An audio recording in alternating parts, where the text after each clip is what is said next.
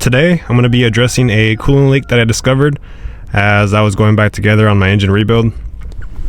I was putting my splash shield back on and I realized there was some coolant residue right here on the fuel tank. So I let the engine run for about 20 minutes, got it up to operating temperature, and I was ready to go test drive it. And then I noticed there's some coolant right here. So now it's dry, but I mean, you can still see some wetness right there on that bolt right there. This is the previous weekend, so that's why it's dry here and still a little wet up there.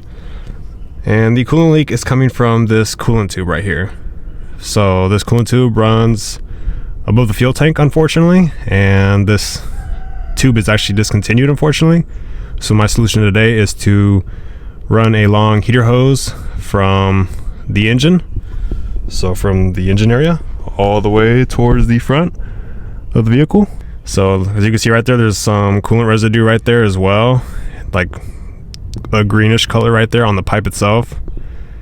So apparently this is a common leak on these cars, and unfortunately that tube is discontinued, so I'm going to fix it with a heater hose, or also known as a coolant hose. I removed the heat shield that goes here just to have a better look. It just held on by a bunch of 10mm nuts. That's the shield over there. So the tube that is leaking is this one right here. This tube runs over here. So what I was showing you from the bottom view is this bracket right here. That's the one that was damp when I was showing you the angle down there. And what I need to do is I need to remove it from right here, and I need to remove it from right here, and just remove the hose, and then connect my new hose from here, connect it right here, and then run it all the way to the front, but of course from underneath the vehicle. I'm not going to be running it above the fuel tank because I don't want to drop the fuel tank. If I ever have to do, let's say, a fuel pump, then the fuel tank's gonna have to come down, and then I'll reroute it. But I don't really want to just route it above the fuel tank because I don't want to drop the fuel tank unless I have to do a fuel pump. Then I'll reroute this hose that I'm about to install. But for the meantime, it's gonna run right beside the other coolant tubes that are underneath the vehicle. This is the hose I'm gonna be using. It's 50 foot in length. It's a 5/8 heater hose. It's made by Gates. That's the part number right there.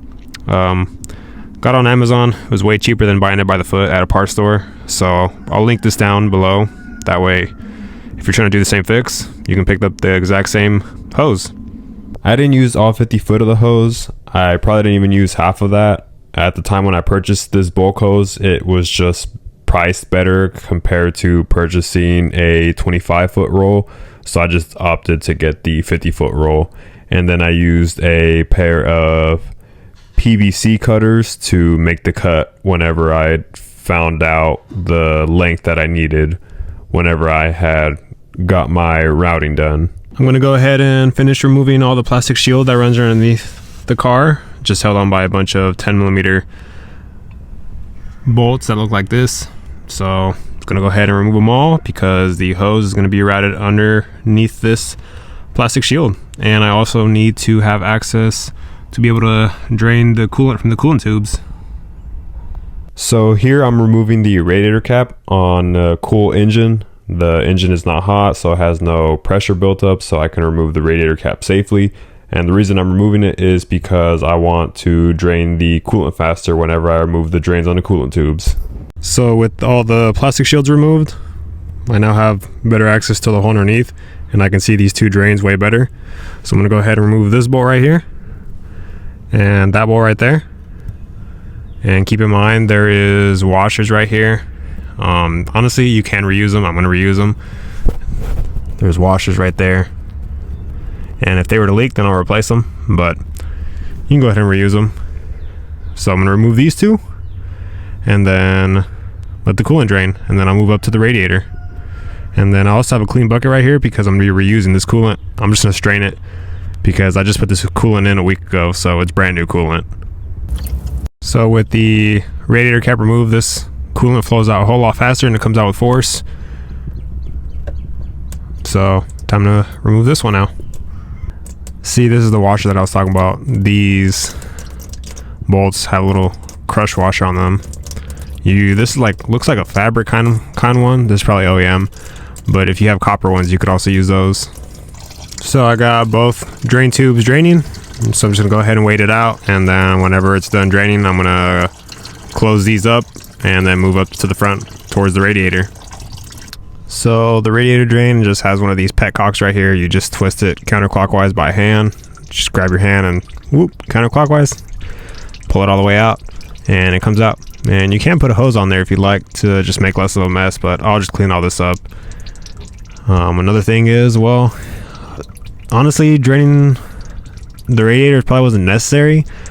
I mean, I don't even know if draining the tubes was necessary, and I could have probably just drained the heater core tube hoses, but I just wanted to just prevent any mess in the engine bay, and especially the front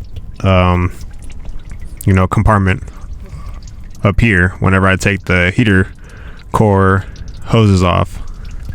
Got this hose removed from the engine side, so this end went right here to the heater tube, this end went right to the engine. So this just pinched it with a pair of needle nose, dragged it back here because it was right here, worked this portion around with a pick, and then I just slid it off from here. And then this one right here, that clamp style, it had this right here, so I just used a 10mm socket, loosened it up, and then again worked it with a pick and was able to remove it. So the new hose is going to go on this end. I might go ahead and plug this up with just some kind of plug, that way nothing gets in there. So I just had the thought process of maybe this tube could be repaired in the future if the fuel tank were to ever come off or a fuel pump replacement, so I might just protect it from stuff getting in there. But now I'm going to go to the front and remove the front one. So I decided to install the hose off camera and route it off camera, and because I had initially taken this one off right here thinking that this hose was going to connect to this heater valve, because in the parts diagram that's the way I interpreted it for some reason, but apparently it's not that one, it's this one right here. So what I had done was, whenever I disconnected this one, I blew air at the tube back there, and instead of coolant coming from there, it was coming from here, indicating that I needed to disconnect it from here. So there was a hose right here that connected to this tube, which I have now plugged up with that rubber cap, since this tube is no longer going to be in use until it maybe potentially gets fixed one day.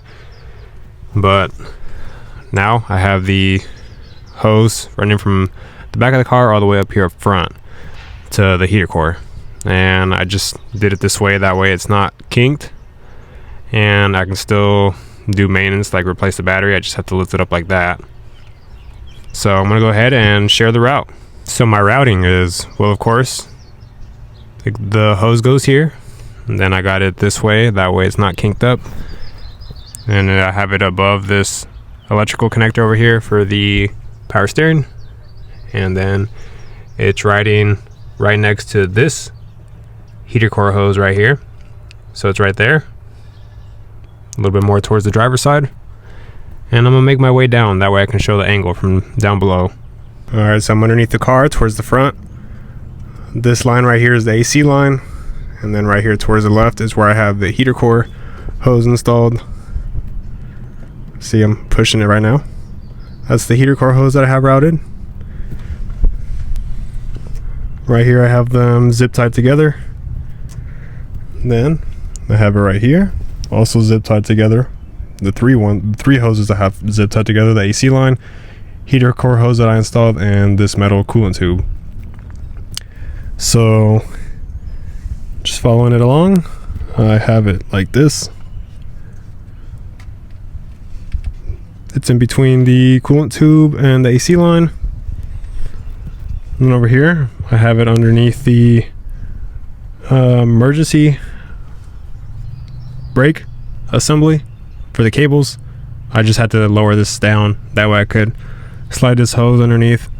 And the way I have these zip ties is pretty important, I would say, because I have one pulling on one end and the other pulling on the other end, because I don't want this hose to rub on the bracket that is right here for the coolant tube. So let's see if I can focus on the bracket right there. So see right there, I don't want this coolant to this hose to rub on this. So that's why I got the zip tie pulling on it away from that. And then I also have the zip tie, that way it's also pulling away from the fuel tank. See how there's like a little bit of gap right here still? This is my hose that I have installed. This is the fuel tank. So pretty much these zip ties, I just have them, one pulling on the AC line, the other pulling on this. This one right here is this is my speedometer cable right here. So just have it pulling, this one's pulling it, and then this one's pulling each other. So pretty much what I was focusing on is for it to not rub on this bracket right here, and for it not to rub on the fuel tank. So, and then right here, it may appear like it's squished, but it's fine. All right, continuing the route. Like I said, it's pretty much this hose is above the emergency brake cable assembly and running right next to this coolant tube above this other portion of the emergency brake cable. See how it's like in between. This is the AC line, this is the hose I have installed, and this is the coolant tube. Have another zip tie right here just to hold it a little bit more firm. Then this is just routed this way. This is the best way I could find it where it's not rubbing on anything sharp. And then right here, here's the fuel tank, and then here is the fuel strap. I have it pulled down, that way it is not going to rub on this fuel tank. And then this is all the way towards the rear of the car, and I just have it facing like this. It's not rubbing on anything. And I guess I never mentioned which side I'm working with, but this whole route that I have going on, it's all on the driver's side of the vehicle.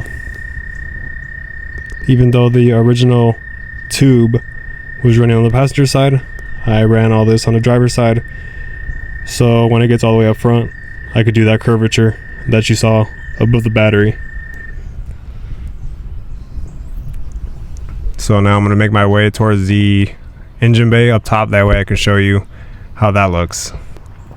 So I'm here towards the rear of the car. This is the OEM tube that I now have capped off with this rubber plug. And now that long hose I just have right here and have it routed this way. And pretty much what you were seeing down below is that right there. So pretty much what you're looking for, because if you're looking to route this, is just make sure it's not rubbing on anything sharp. So like this clamp right here, I actually moved this pointy portion up, and because it originally was towards the right and I didn't want it to rub on it in case we're to ever move. That's something to do with the fuel right there, this one right here. But here's my coolant hose that's for the heater core, and I have already filled it up with coolant and checked for leaks, and I no longer have a leak anywhere. So I'm good to put the plastic shields back on and see if the plastic shields will fit over this. Since I didn't want to drag this video out any longer than it needed to be, I'm just going to talk very briefly on the method that I used to fill the coolant system in my MR2. I didn't actually get any footage on that specific MR2 that I was working on. This is my other MR2 with the 3V ZFE that I do have footage of me doing it. And what I like to use is I like to use a vacuum fill kit, as you can see. And I just set the climate control unit all the way to heat. Once it's set all the way to heat, I put the system under a vacuum. And then once it's under a vacuum and it's holding vacuum, confirming there's no leaks, then I let that same vacuum draw coolant in from a bucket. And that's how I fill the coolant system up. I think it's easier and faster than using a coolant funnel. However, both methods work. If you want to use a coolant funnel, that works. If you want to use this vacuum fill kit method, that works as well. Again, I just wanted to talk about this briefly and not actually showing an in-depth how to. Here's a parts diagram of the heater core tubes and the heater core hoses for the second generation MR2s. And the one that I tried to initially purchase is the one that's highlighted. It is part number 87208B. Actually, both long coolant tubes are discontinued, is what I was told by my local Toyota dealer. So I've put about 1,000 miles on, you know, running this long bulk hose that I used, and it's been holding up well. Don't have any new coolant leaks, and that same coolant hose is still holding up fine, the one that I installed. The key is just to, you know, route it in a way where it's not rubbing on anything sharp, and you'll be good. And another thing that I like to note is the under splash shields, they all went on perfectly fine. I just forgot to get some footage of that, that it was fine. And also the heat shield that I had initially removed at the beginning of the video, it went back on fine. So everything went back on fine, didn't have any issues with that. Thank you for watching the video. If you found the video helpful and or entertaining, please go ahead and drop a like. If you have any questions or want to leave any feedback, go ahead and drop a comment down below. And if you like my content so far, consider subscribing. Thank you. That'd be very much appreciated. You guys have a good one.